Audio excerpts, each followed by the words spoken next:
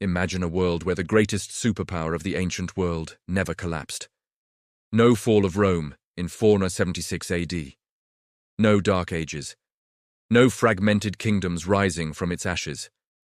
Instead, the Roman Empire endures, adapts, and thrives right into the modern era. What would our lives look like today if Rome still ruled the world? This is one of the most fascinating what-if questions in history. To answer it, we first need to understand why Rome fell in reality, and then reimagine what would have happened if it had survived. Would we be living in a golden age of technology and science, centuries ahead of schedule? Or would we be trapped under an eternal empire, never breaking free from its imperial rule? Let's dive deep into the alternate world, where Rome never fell. The Western Roman Empire officially fell in 476 AD when its last emperor, Romulus Augustulus, was deposed by the Germanic leader Odoacer. But Rome's decline was a slow burn, lasting for centuries. Corruption, economic troubles, overexpansion, and waves of invasions all chipped away at its foundation. While the Eastern Roman Empire, the Byzantines, survived for another 1,000 years, the West plunged into chaos. This collapse of central authority led to what we call the Dark Ages, a period where literacy, trade, and technology regressed. But what if that never happened? What if Rome had managed to reform itself, stabilize, and continue its reign? For this scenario, let's imagine Rome successfully adapted. Maybe a series of strong, competent emperors emerged. Perhaps Rome reformed its political system to root out corruption. Or maybe it integrated so-called barbarians into the empire as citizens, turning enemies into allies. So, what would this unbroken Rome look like? Politically, we might have seen an early version of a globalized system. The empire already stretched from Britain to the Middle East. With stability, it could have expanded further into Germany, Scandinavia, and even deeper into Africa and Asia. By the medieval era, instead of dozens of squabbling kingdoms, there might have been a centralized Roman Senate with representatives from every province. Think of it as a proto-European Union, but far more unified and, let's be honest, far more authoritarian. Imagine a world government under the Eagle of Rome, where an emperor rules alongside a vast, globe-spanning Senate. Now, this is where it gets really exciting. Technology. The fall of Rome set back technological progress by centuries. Without the Dark Ages, the Renaissance might have happened around the year 600, not 1400. The Industrial Revolution could have kicked off in the 900s instead of the 1700s. Roman engineers had already mastered concrete, aqueducts, and central heating.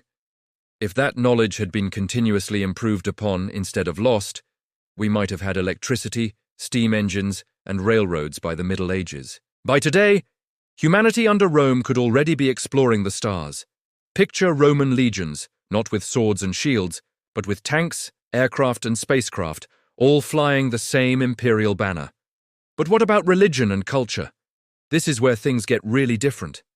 Christianity became dominant within the empire, especially after Emperor Constantine. But if the empire never fell, would it still have become the world's primary religion?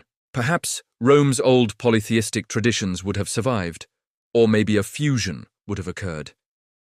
Imagine Jupiter and Jesus, side by side in the official pantheon. Roman temples repurposed into cathedrals. Latin would almost certainly have remained the universal language, never splitting into Italian, Spanish, or French. Today, much of the world might speak variations of Latin. Culturally, we would see a world unified by Roman law, Roman architecture, and Roman traditions. We might be celebrating festivals like Saturnalia right alongside our modern holidays. So, what would daily life be like? On the one hand, citizens might enjoy incredible infrastructure. Aqueducts providing clean water to every home, ancient Roman roads evolved into superhighways, and massive arenas providing epic entertainment. On the other hand, personal freedom might be severely limited. Rome was a hierarchical society with slaves and rigid class structures. If slavery persisted, even with advanced technology, social mobility could be non-existent. This brings us to the big question. Would this Roman superstate be a utopia or a high-tech dictatorship? Let's jump forward to our 21st century in this alternate timeline. The government, a unified empire spanning the globe, maybe with colonies on Mars. The emperor could be chosen by a hybrid system of inheritance and Senate approval. Cities would be incredible megastructures, blending classical Roman design with futuristic skyscrapers. Imagine a new Rome, a Nova Roma, with Colosseum-shaped stadiums, aqueduct-like highways weaving through the sky, and massive monuments to emperors who have ruled for centuries. Technology would be mind-blowing. Artificial intelligence, space colonization, genetic engineering, all arriving centuries earlier than in our timeline. The Roman Empire might already control a lunar colony or even be terraforming Mars. Instead of Hollywood, we might have Imperial Roman studios producing epic sagas about Jupiter, Caesar, and Augustus. Your phone, your textbooks, your laws, all in Latin. But here's the twist. Without the rivalries between nations like France versus Britain or the USA versus the USSR, would innovation be slower? Competition often fuels progress. If Rome ruled completely unchallenged, maybe technological advancement would eventually plateau instead of accelerating. Let's push this scenario even further. A Roman space empire. By now, humanity could be united under Rome's eagle, colonizing the solar system. Legions in power armor might patrol interplanetary colonies on moons and distant planets. Or it could be an eternal dictatorship.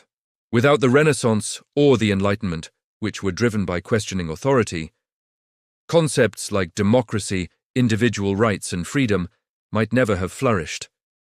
You could be living in a world that's more technologically advanced, but you'd be politically trapped under an endless line of emperors. Finally, imagine a fusion of gods and science.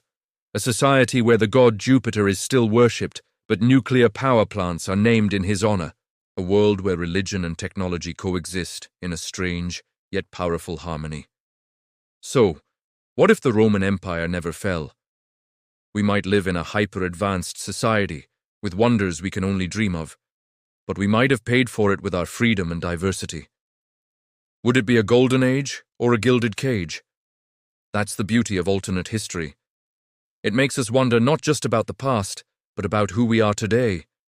Our freedoms, our progress, our very identity, all were shaped by the collapse of that ancient empire. So tell me in the comments, if you had the choice, would you want to live in a world where Rome never fell? Thanks for watching, and if you enjoyed this journey through time, don't forget to like, subscribe, and hit that notification bell for more trips into the great what-ifs of history.